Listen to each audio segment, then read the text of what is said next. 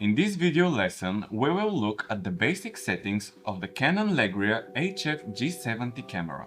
This is a semi-professional camera available to consumers. The camera has all the necessary features to capture quality video content as well as shooting in 4K resolution. The Canon Legria HF G70 camcorder is compact and convenient. It has a built-in lens that allows us to be as fast as possible when working with it, a handy display that can be placed in different positions, and the viewfinder.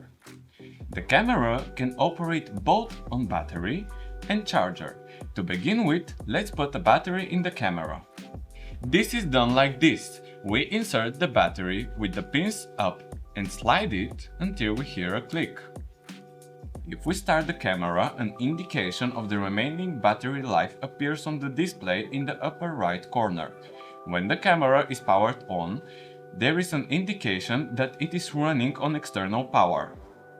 The next thing that is important to put in is the card. The camera works with a standard SD card, but we should note that the card's write and read speed is important when shooting in higher resolution. Let's pay a little more attention to the characters that are written on a card and how they should be read. SD cards are different types. Accordingly, the price can be very different.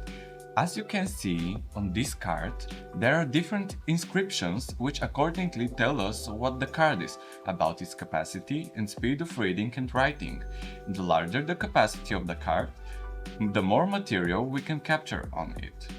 Another number we see on the card is that the speed of which the camera writes.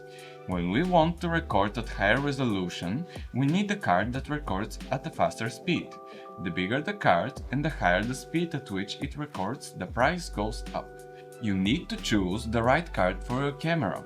The card is placed in the left side of the camera, where the display retracts. There is a flap that lifts up. When inserting the card, care is taken not to confuse its direction. It can only be inserted one way. After inserting it, close the flap. When the camera is switched on the display in the right corner under the battery indication, it can be seen how much recording time can be stored on the card. The time depends on both the capacity of the card and the set video recording format. When the card has been used before, it is a good idea to format it in the camera itself. This is done by going into the camera menu, selecting the gearbox, which is in the second menu position, then selecting page 2 and pressing Initialize SD. Then selecting the card we want to format.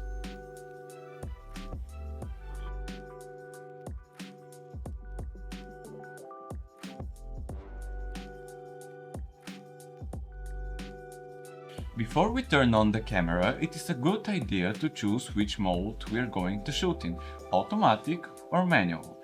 Auto mode works great in situations where you have even lighting on the terrain you're shooting. The camera manages to find the best settings for that terrain. However, when the terrain is not evenly lit, then you have to use the manual settings. Switching between modes is done by moving the switch between Auto and M, which is located on the right side of the camera. On the side facing the operator is a small joystick, which is extremely useful when working with the setting options for the various functions in the camera. On the top left side of the camera is the power button, which also takes the form of a toggle switch. When it is halfway to off, the camera is not on. Moving it to camera turns on the shooting mode, and moving it to media turns on the preview mode. The manual shooting mode has several variations that are related to what settings you choose to adjust and what the camera will adjust. We will now look at the options where you can adjust all the settings. In other cases, some of the settings are not available to change. Before we look at these settings, we will make one important clarification. The camera display is touch active. In example, it is handled like a smartphone.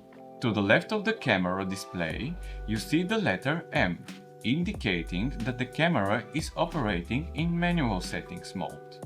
The other manual mode options can be selected from here. If you specify special scene modes from these, you will be loaded with thumbnails of various scenes: portraits, sports, night, snow, beach and more. These settings are specifically programmable in camera for the respective shooting conditions and do a pretty good job as they save several actions from the camera setup operator.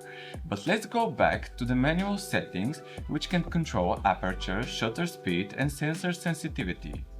These are presented under the letter M on the display, but changing them is done by selecting the function button on the bottom left. When selected, the settings are loaded on the left. You can switch between them with the camera joystick. When a setting is selected, the display shows its characteristics to change.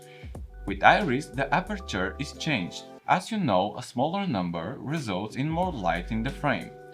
With shutter, the recording speed is changed, which is measured in fractions of a second. It should be remembered here that this speed must be selected according to the frames per second selected for the capturing of the video. If they are 25 frames per second, then the speed should be 1/50. The next setting is gain and controls the sensitivity of the matrix. At a higher value, more things are visible in dark scenes, but so in the increased noise that is visible as dots in the frame. The white balance settings are also made from this menu. These affect how the colors will look in the frame. Select the white balance menu to make the white balance settings. There are several presets here: automatic for sunny weather, indoor shots with light coming from a tungsten source. The K denotes the manual mode of setting white balance values in Kelvin. When selected, the corresponding value is set by moving the slider. Before you start shooting with the camera, in addition to the settings, you should take care to set the characteristics of the video recording. Here's how it's done. The menu button, which is located at the back of the camera on the right, shows the camera menu on the display. It is divided into several sections which can be called pages. The joystick is used to switch between them. In the second page, Recording Setup, the settings for the video recordings are made. Here, we use the joysticks to move to MP4 resolution position and select it. There are three possible options, the most commonly used being the second one, 1920 by 1080, 35 megabits per second, otherwise known as Full HD. We go back to the menu by pointing at the button with the inverted arrow. We select frame rate to set the numbers of frames per second.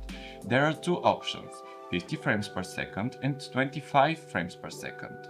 We choose 25 frames per second because with this option, the video image file to be created will take up less space on the recording card.